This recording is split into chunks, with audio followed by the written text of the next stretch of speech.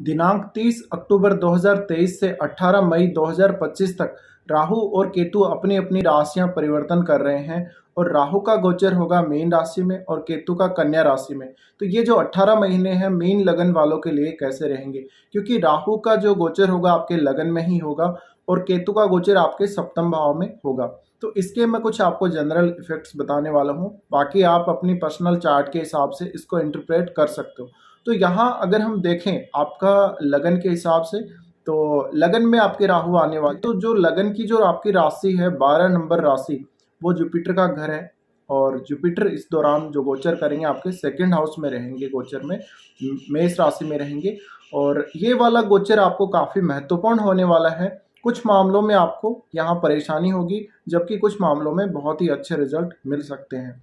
लेकिन यहाँ पर एक बात जरूर है कि या तो आप बहुत कुछ पाएंगे या फिर कुछ आप ज़्यादा ही खोएंगे, यानी यहाँ पर एक मिश्रित परिणाम देखने को मिलेगा।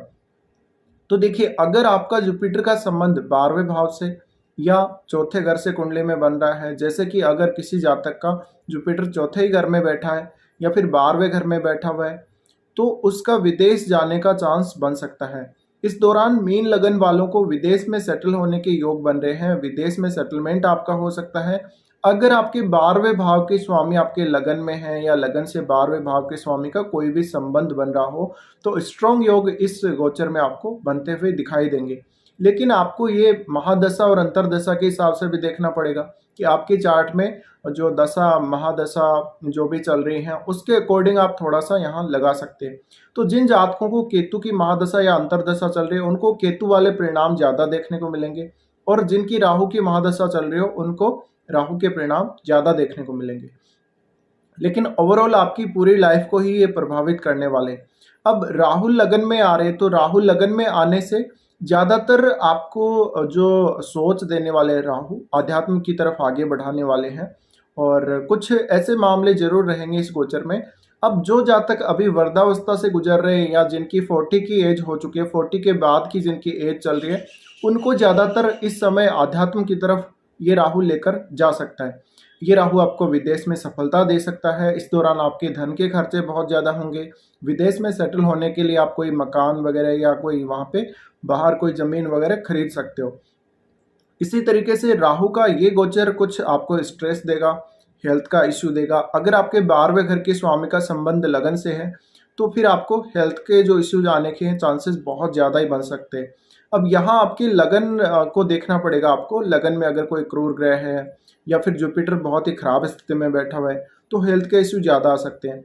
मेनली यहाँ पर राहु आपको मेंटल स्ट्रेस बहुत ज़्यादा देगा और दिमाग को एक जगह टिकने नहीं देगा।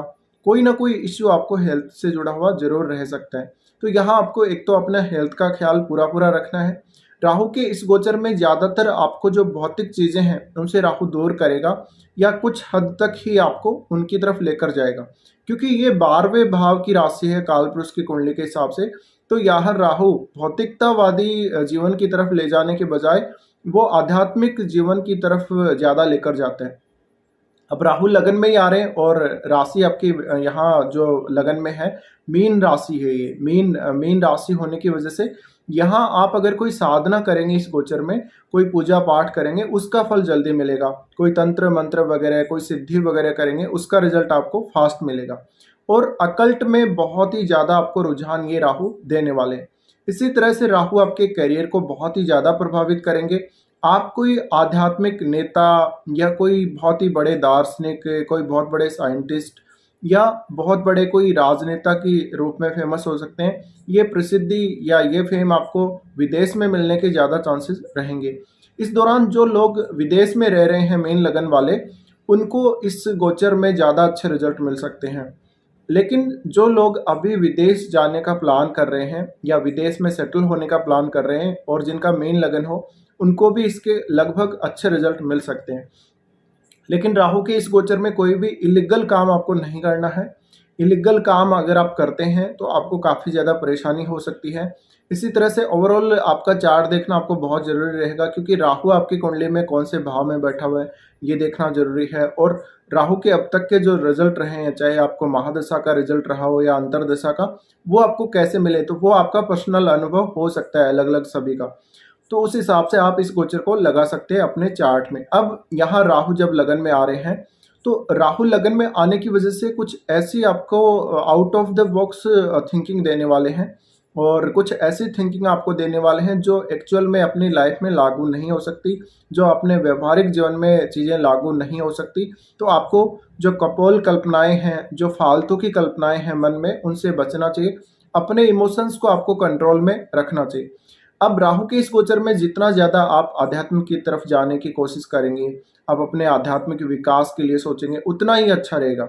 अब जो लोग विदेश में हैं, जो योगाभ्यास वगैरह कोई कर रहे हैं, या कहीं वो कोई ऐसे धार्मिक स्थल के आसपास जो लोग रह रहे हैं, उनको इसका ज़्यादा लाभ मिल सकता है, क्योंकि आपके आसपास ही धार्मिक स्थल होने से आप इजीली वहाँ जाके भी कोई पूजा पाठ वगैरह कर सकते हो। तो ये आध्यात्मिक विकास के लिए, ये राहु आध्यात्मिक विकास के लिए बहुत ही महत्वपूर्ण रहेगा। अब राहु यहाँ जब लगन में आ रहे तो केतु आ रहे हैं सप्तम भाव में। तो पहले हम अब केतु की भी बात कर लेते हैं, उसके बाद राहु की दृष्टियों की बात भी करेंगे। तो यहाँ देखिए, अब केतु जब सप्तम भाव में आ रहे हैं तो ये आपके पार्टनर की हेल्थ को खराब कर सकता है। आपको आपके किसी बिजनेस के लिए लोन लेना पड़ सकता है। अगर आपका विदेश से जुड़ा हुआ बिजनेस है तो फायदे कुछ हो सकते हैं, लेकिन अगर आपका अपनी ही कंट्री में कोई बिजनेस है तो यहाँ लॉस हो सकता है। आपको पार्टनरशिप करते हो, पार्टनरशिप में लॉस हो सकता है, कोई ना कोई आपके साथ चीटिंग हो सकती है।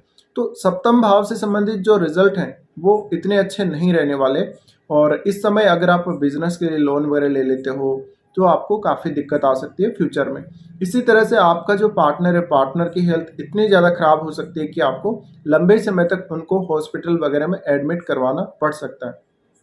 अब यहाँ जिनका कोई विवाद चल रहा है अपने पार्टनर से, उनको थोड़ा कॉन्शियस होने की ज़रूरत है, क्योंकि राहु आपका लगन में आ रहा है और आप अपने ऊपर, खुद के ऊपर ज़्यादा फोकस करेंगे, जबकि आप अपने पार्टनर की केयर उतनी ज़्यादा नहीं करेंगे इस गोचर में।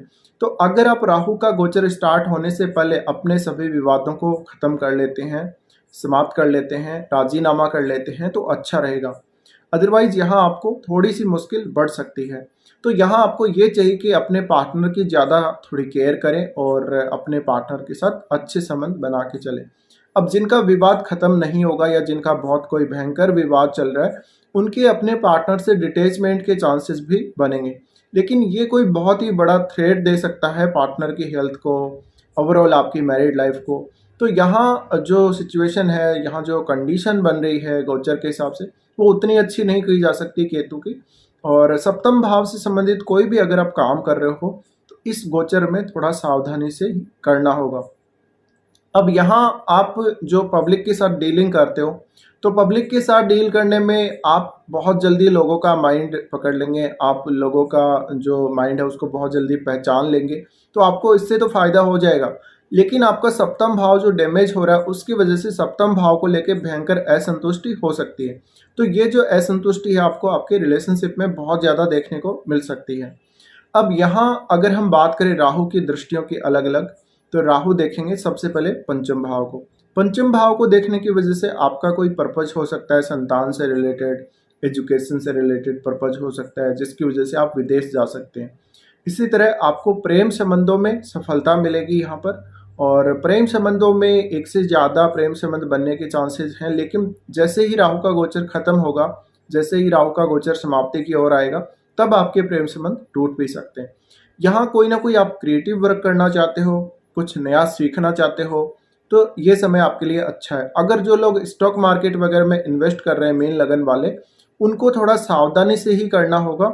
यहाँ पर आपको थोड़ी सावधानी बरतनी पड़ेगी। अगर आपका पंचम भाव का स्वामी अच्छी स्थिति में नहीं है और आपका जुपिटर अगर अच्छी स्थिति में नहीं है कुंडली में, तो ये जो काम जो लोग आप कर रहे हो वहाँ आपको बहुत बड़ा कोई लॉस हो सकता है। अब यहाँ राहु आपके पूरे ओवरऑल बॉडी को कंट्रोल कर रहे हैं जब वो लगन में आ रहे तो, और आपके इमोशंस को, आपकी जो डिसीजन मेकिंग पावर है उसको कंट्रोल कर रहे हैं। तो यहाँ जितना ज़्यादा नियंत्रण आप अपने ऊपर रखेंगे उतना ही अच्छा रहेगा। आप जितना ज़्यादा अपने आप को कंट्रोल करेंगे, अपने इमोशंस पर कंट्रोल रखेंगे और कोई भी भ्रम में आकर डिसीजन नहीं लेंगे, तो अच्छा रहेगा। अब यहाँ राहु सप्तम भाव को भी देखेंगे, तो सप्तम भाव के रिजल्ट मैं ऑलरेडी बता चुका हूँ। तो राहु के सप्तम भाव को देखने से थोड़ा सा मैरिड लाइफ में प्रॉब्लम्स रह सकती हैं। अब राहु उसके बाद देखेंगे आपके नवम भाव को। तो नवम भाव को जब ये देखेंगे तो आपको अध्यात्म की तरफ रुझान देने वाले हैं, जैसा कि मैं ऑलरेडी बोल चुका हूँ। थोड़ा-सा उच्च शिक्षा की तरफ आपको ध्यान देना चाहिए। अगर आप उच्च शिक्षा के क्षेत्र में हैं अभी, अभी आप अध्ययन कर रहे हैं, हायर एजुकेशन में हैं, तो फ़ायदा मिल सकता है। या अपने कोई हायर एजुकेशन के पर्पज़ के लिए विदेश जाना हो सकता है।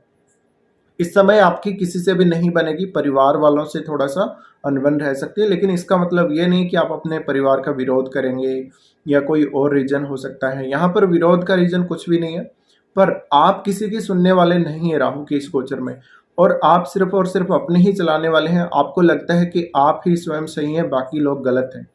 तो थोड़ा-सा यहाँ पे आपको अपने आप को डीपली थोड़ा-सा यहाँ पे टेस्ट करना चाहिए खुद को, और खुद के बारे में थोड़ा ज़्यादा सोच के आपको ये देखना चाहिए कि आप कहीं कोई गलती तो नहीं कर रहे हैं वास्तव में। तो ये जो भ्रम है, भ्रम का शिकार आप ऐसे में हो सकते हैं। अब यहाँ आप हो सकता है कि अपनी जो धार्मिक परंपराएँ हैं, जो कुछ रीति-रिवाज हैं, उनको नहीं मानें। अब अपनी पर्सनल लाइफ़ में उनको नहीं मानें, उनको फ़ॉलो नहीं करें, ऐसा पॉसिबल है। और कुछ मतभेद आपके अपने गुरुजनों के साथ हो सकते हैं। अब यहाँ एक अलग ही आपको सोच मिलने वाली है राहु के द्वारा, एक अलग धार्मिक जो भावना है, एक अलग आध्यात्मिक सोच आपकी रहने वाली है, और थोड़ी-सी दबंग प्रवृत्ति वाली जो भावनाएँ हैं, वो आपके अंदर राहु के लगन में आने से आ जाएँगी। तो अब इस राहु के फ़ायदे क्या-क्या हैं? देखिए, इस राहु के फ़ायदे हैं आपको, आप बहुत जल्दी किसी बात को पकड़ेंगे, बहुत जल्दी सामने वाले का जो कैरेक्टर है उसको पहचान लेंगे, या आपको पता रहेगा कि सामने वाला क्या बोलने वाला है। वो आपके अगर खिलाफ है, तो आपके खिलाफ वो क्या रणनीति अपना सकता है, आपको कैसे वो नुकसान पहुँचा सकता है। तो आप इस समय किसी से भी नहीं हारेंगे, आप खुद से ही हार सकते हैं, बाकी आप किसी से नहीं हारेंगे। बहसबाजी किसी से करते हैं या कोई तर्क-वितर्क किसी से करते हैं, तो सामने वाला ही आपके सामने हार मानेगा। तो राहु के इस गोचर में मेनली आपको, अगर आप विदेश में हैं, तो थोड़ा-सा करियर पर ज़्यादा फ़ोकस करके चलना चाहिए, और मेनली जिन लोगों का जुपिटर अगर 10th हाउस में है, तो आपको बहुत ज़्यादा चांसेस ये बन सकते हैं कि करियर के हिसाब से ये गोचर काफ़ी अच्छा हो सकता है। या फिर यूँ कहें कि अगर आपका 12वें भाव के स्वामी का आपके 10th हाउस से संबंध बन रहा है, तो निश्चित रूप से आप अपने करियर को बाहर विदेश में जाकर भी सेटल कर सकते हैं। तो ज़्यादातर जो रिज़ल्ट हैं, कुछ इसी प्रकार के रिज़ल्ट आप लोगों को मिलने वाले हैं। तो फिलहाल ये वीडियो देखने के लिए आप लोगों को धन्यवाद।